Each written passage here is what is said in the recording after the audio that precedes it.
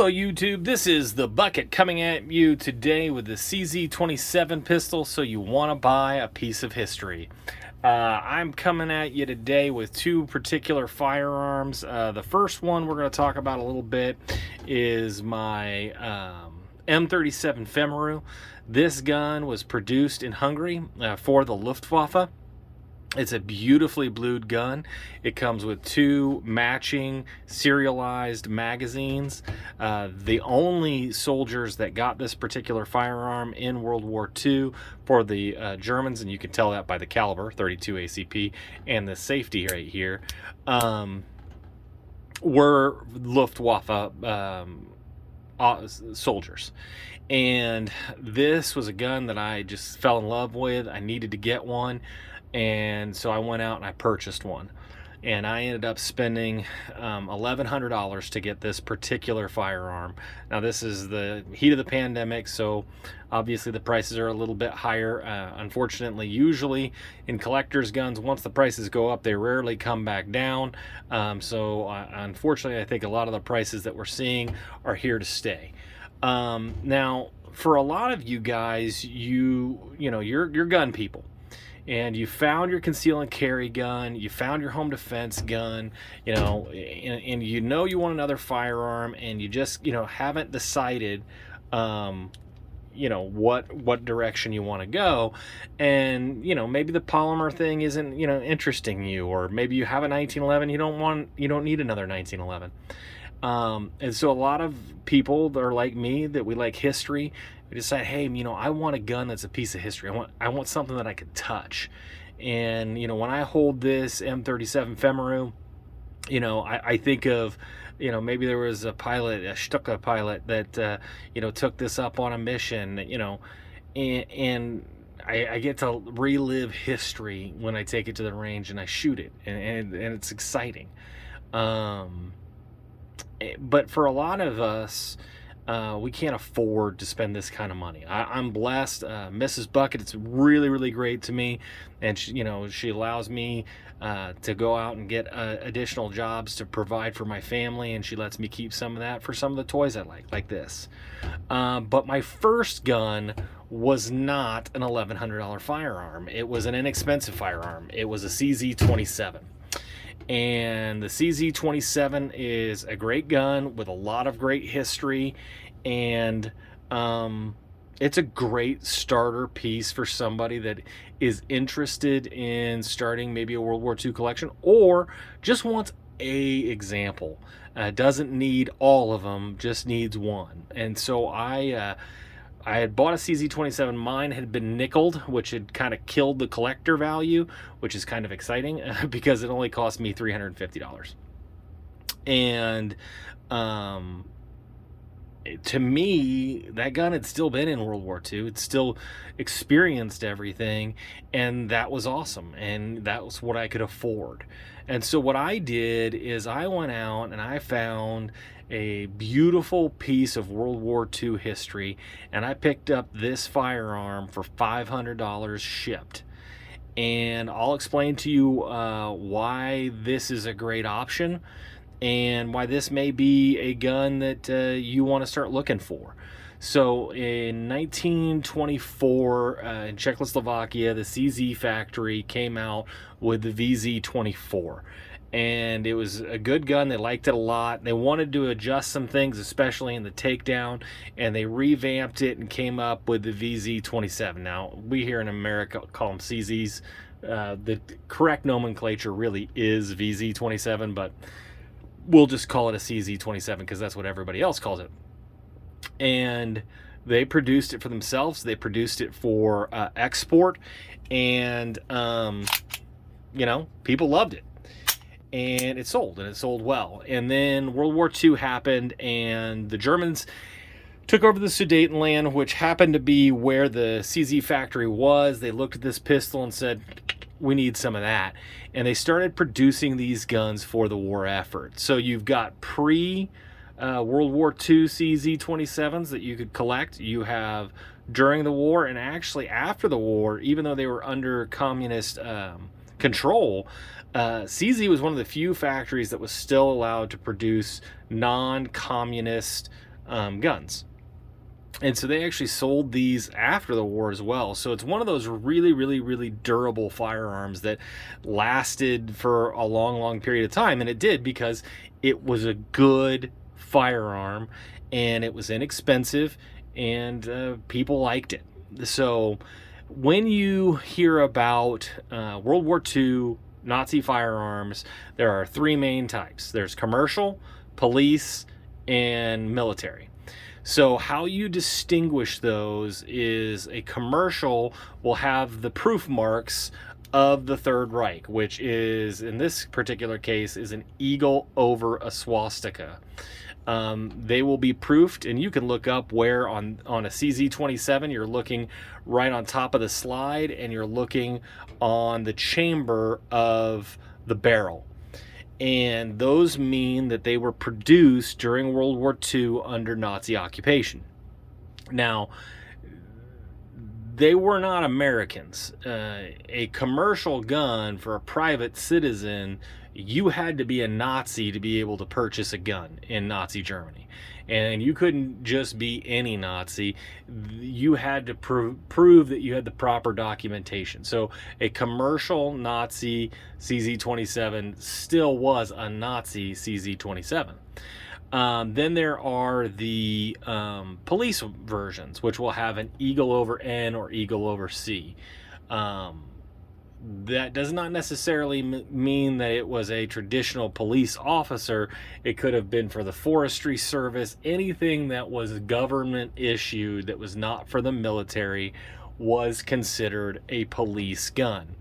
And then you have the wartime. Now, the military pistols are, when they were accepted by the military, they would get something called a Waffenamt. That's just the name of the stamping that is on the gun. For the CZ27, you're going to have two Waffenamts, one right here and one on the underside of the barrel. When I disassemble that gun, I'll try to show it to you, but I'll also show you a photograph of it so you can see what it looks like.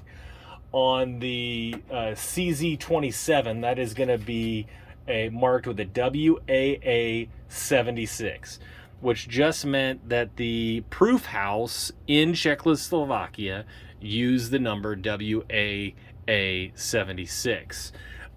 Each proof house is going to have a different one, and actually they changed some of the markings throughout the years. You can see the Waffenamt on this particular one. The Hungarian one was the WAA 173. And that marking increases the value of the gun dramatically because this went to a soldier in World War II. So you know when you purchase one of these firearms what you're getting your hands on. Now, the commercials, as a general rule, are the least expensive of all three of them. The police are a little bit more expensive, and the premium goes on the Waffenamt, the military accepted pistols. So I purchased this for a couple of reasons. One, it was a military issue, so if you really want a gun that fought in the war, this is as close as you can guarantee that it fought in the war. I like the fact that it was not a late war. This has a beautiful bluing on it. The machine work is still pretty good at this time during the war. It's all matching numbers, so it is a correct gun. Now, what made this gun so cheap at only $500 is when the American GI picked up this firearm, he etched his serial number on it and used that to mail it back home. Well, somebody at some point in time decided to take some steel wool, and you can see the discolorization here, and tried to get off those numbers and did a pretty good job. You could still see them real faint in there, and luckily did not completely obscure the Waffenamt. But because the finish has been tampered with, the value of this gun on the collector market just drops dramatically. This firearm, a non-phosphate, matching numbers Waffenamt pistol, in this market, because we're still feeling the effects of the pandemic, it's hard to find these for less than $800-900. Now, again, I mean, I'm sure that you've been into a pawn shop and you've seen one. Again, make sure that it really is the Waffen one, not the commercial one, or the pre-war or the post-war, because these pistols, non-Nazi issued. Now the pre-war, the Chekas, those are fairly collectible, and there is a big collector market for those. But the post ones, I mean, you can, people were struggling getting $400 for them before the pandemic. So $500. And yep, there is some discoloration here from it, and there is a little bit of pitting, and there is a little crack on the grip. But if you are a person that's saying, man, I really just want a piece of history that I can put in my hand and enjoy, this is a great option. And mechanically it's sound. It's kind of got a really cool lockup here. It does not, it has a last round hold open, but it is on the follower of the magazine. So it'll just drop when you take the magazine out. This is really kind of cool how they get this, because this is a direct blowback gun. How they get it to lock up is they've created this special piece that goes into the lugs on the barrel, and you see this little notch. Well, there's a corresponding notch in the frame of the gun right here, and that creates a full circle that this pin will actually lock the barrel into place. It's a pretty cool little setup on this particular firearm. It's easy. Now, anytime that you have multiple small pieces, you get a little nervous that it's going to be something that you'd lose in the field, but you're probably not going to be field stripping this out in the woods. So you're probably fine now, but those soldiers, they had to be really careful with it. And then it just goes into the lugs and comes right out. Now, on this particular firearm, there's the Waffen. You can see it, and I'll put an image of it up there as well. So this is matching to the gun. Shoots the 32 ACP. Us American shooters now probably would find this, very 90-degree angle of the grip as probably a little less pleasant to shoot than what we're used to, because we're used to kind of more of an extreme grip. I will say, it takes some getting used to, but it is a very, very effective grip, and you can get very accurate with it. So just be patient when you purchase one. And, again, if you can find a model that may not have as much collector value, but does have a lot of actual historical value because the gun was in the war and it did serve, and that makes you happy, man, this is a great option for somebody that's, just history oriented, wants something that will be in the family for long periods of time. It's just a great firearm for that. The FN 1922 is another firearm that is fairly inexpensive.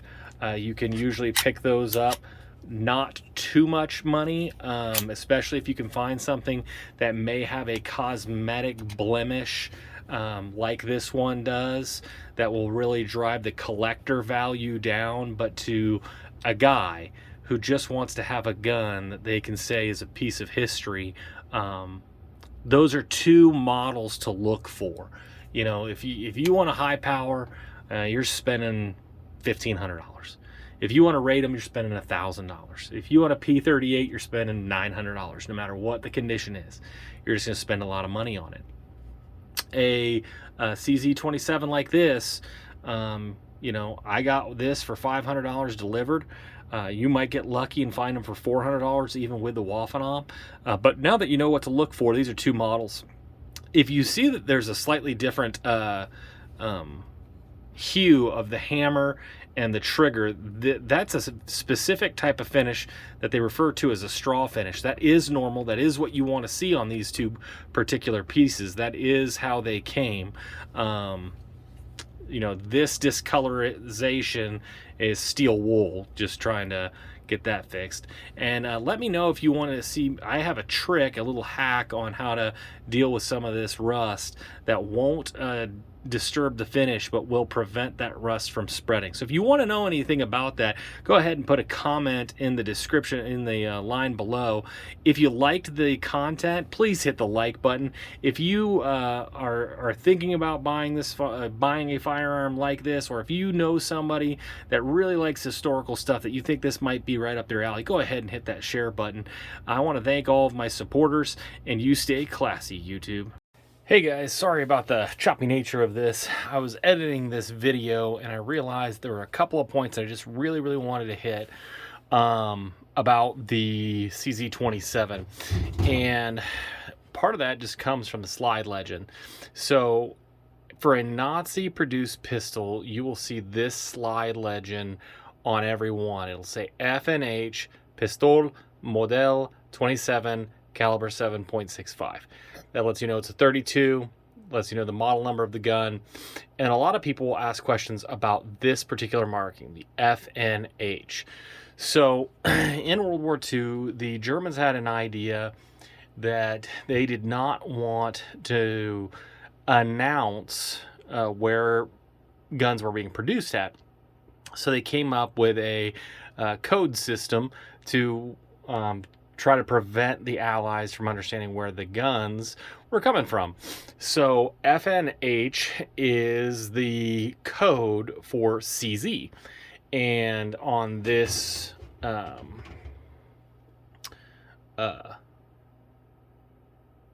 M37, you have a JHV, and that's to let you know that this was produced in Hungary.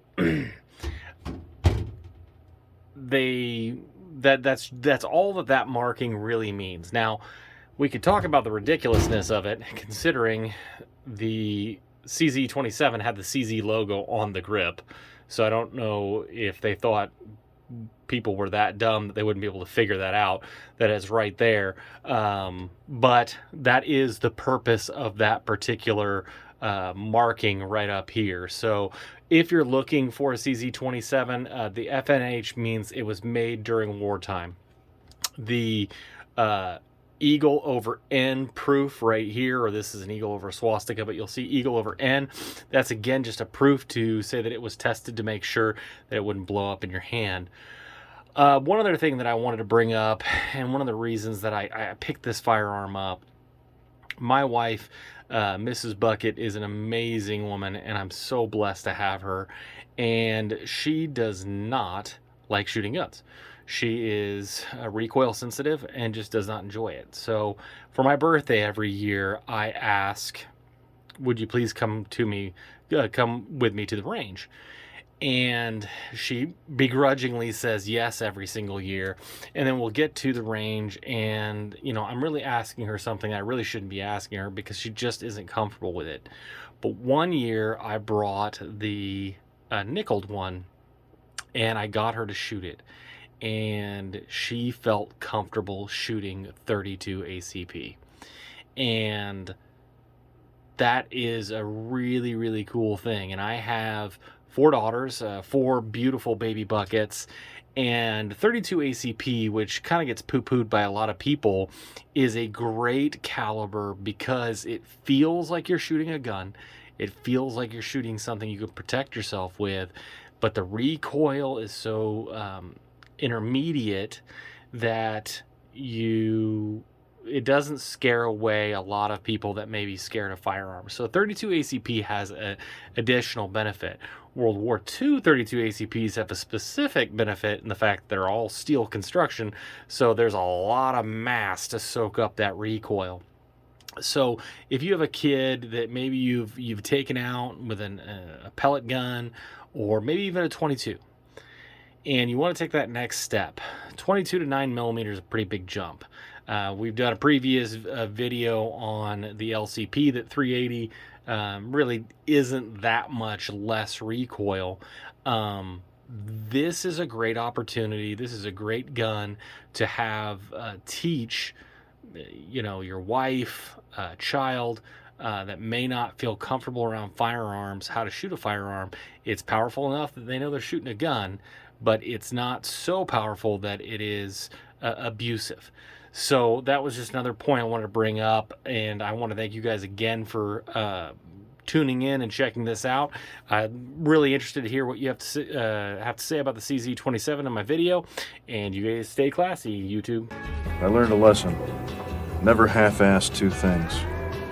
Whole-ass one thing.